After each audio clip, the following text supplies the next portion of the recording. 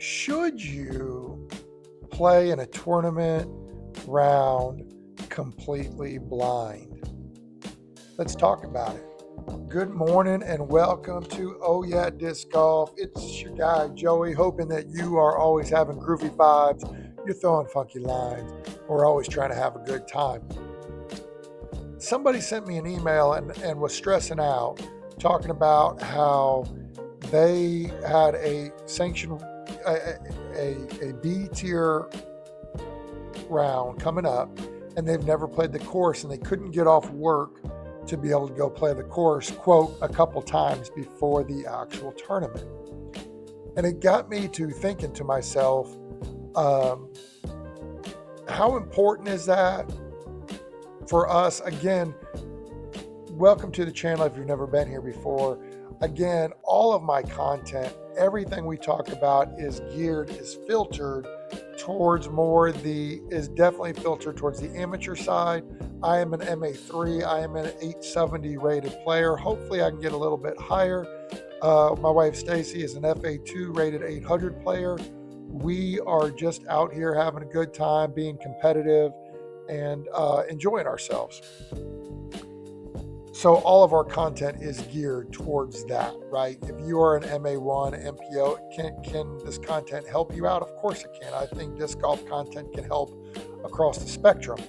But at the same time, before we get into it, before you start making judgment call, you have to understand what all this content is geared for. My guy couldn't take off work. He was worried about it hurting his rating. He was worried about it not throwing as well as he could. And he was wondering about whether or not he should, quote, call in to be able to go out and play a couple days. He was going to call into work on Thursday. He was already taking Friday off. He was going to call into work on Thursday so he can go play a couple rounds to get more familiar with a place that he'd never been to and was kind of worried about it. So should we be taking off work? Should we be worried about it? Let me ask you this. Can it, or I guess I should better say this, would it hurt? Before you completely say no, let me explain something to you. You go into a tournament and let's go say you do the practice rounds. You get there a day early and you practice rounding. First off, how do most, and I'm saying most, amateurs do a practice round? We pull up UDisc, we find the course, we put it in there, and we start. We say stuff like this. Well, this is what I would play the first time, and you play the course. You play the 18 holes and you write it down. If you got a bogey on hole 1, you put a bogey on hole 1. Maybe if you had player 2 had hit a putt on hole 3, you gave yourself a par instead of a bogey, or whatever the case may be, right? Whatever the case. And you play it like you normally would play a round. Then you get back and you might take a look at it and say, oh, I could have picked up a stroke here or there, or, whatever. Let me just be frank with you for a second. It's the wrong way on how to score, on how to do a walkthrough. All right. If anything, you're probably hurting yourself more than anything, because let me just put it to you. Let's just say you have an outrageously awesome throw on hole 1 and you end up with a birdie. It's a par 4, 450 feet. You get out there, you rip one, and it's great and misses all the trees. You throw it up, boom, birdie. And you're like, man, I got this course. And then all of a sudden, the next day you go to and you hit a tree or you clip a branch, and all of a sudden, instead of a birdie, you pick up a par or even a bogey. Or maybe you go out of bounds and you get a double. All of a sudden, in the first couple of holes, you have completely restructured how your brain thinks about this course. And unfortunately, it's not fair. You've thrown maybe one time, maybe 2 times on this course, less than 24 hours. And now your brain is sitting there going, oh, well, if we did this, then we're in deep doo-doo because we shot a plus whatever, or we shot a -2 and now all of a sudden I'm +3 after 2 holes.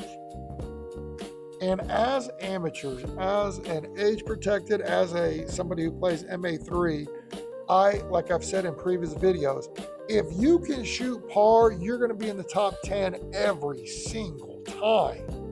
Probably in the top 5 every single time if you shoot even. Every single time. If you shoot even on every single course you play, your rating, you're going to be above a 900 rated. Easy. And yet, we, for some reason, believe that we need to go out there. No. So, the answer is no.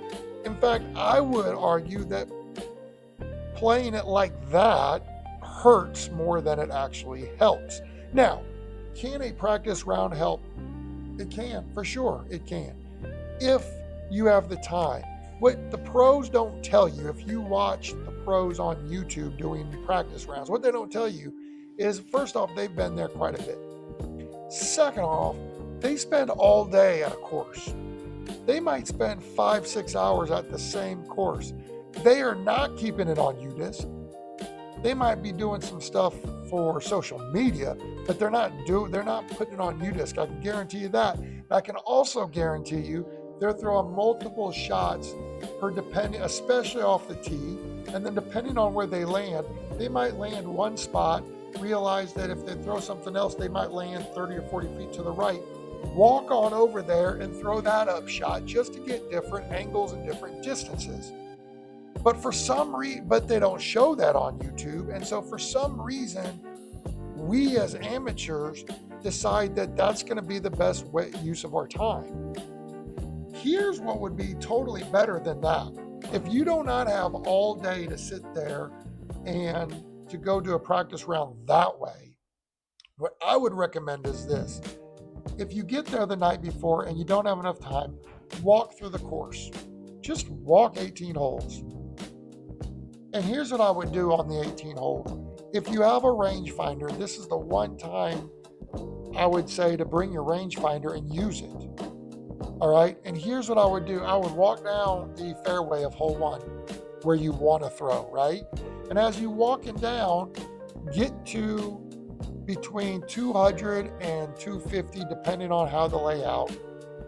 Turn back around, range find it, find that sweet spot between 200 and 250, something that for most amateurs we can throw relatively safe. All right. Look around to see where you're at and have a mental picture of that. Have a mental picture of a landing zone that you want to throw to. Do that. Don't throw any. Zero throw any. If you don't have the time, don't throw it, and definitely don't put it in UDisc. All right? And then go to the next hole. And then if you get to the 250 or 200 to 250 range on hole 1, range find it the basket. All right, and if you're range finding another 200 feet from where you're at, that par 4 is probably either a really long par 3 or potentially a par 4, depending on the obstacles. And set yourself up for pars. Oh, okay, I'm going to throw my Atom off. I'm going to throw my throwing putter off hole 1. Oh, okay, I'm going to throw my compass. I'm going to throw my 5-speed. I can put that trail back in the bag, because if it skips or if I got the yips or something, it's going all over the place. All right. And play it that way. Do a practice round that way. Too many times we get there, it's a new course, we want to throw it. We want to, and I am bad at it also. I want to throw it. I want to have it on UDisc to say that I was there. And, but in the end, it's really not going to help unless you can do it the right way. And to be honest, most of us don't. Most of us don't. If there is a course you've played 100 times before and all of a sudden now you have an A-tier tournament in your home course, you don't need to go play an early morning course. You don't need to go there and play 2 rounds before. You don't need to do that. For some reason, we have in our heads that we need to do that, and it completely throws us off when we get there. I am playing in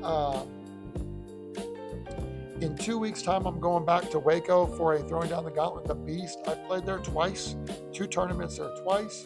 I'm not going up there to do a practice round. I'm not driving an hour and 15 minutes for a practice round.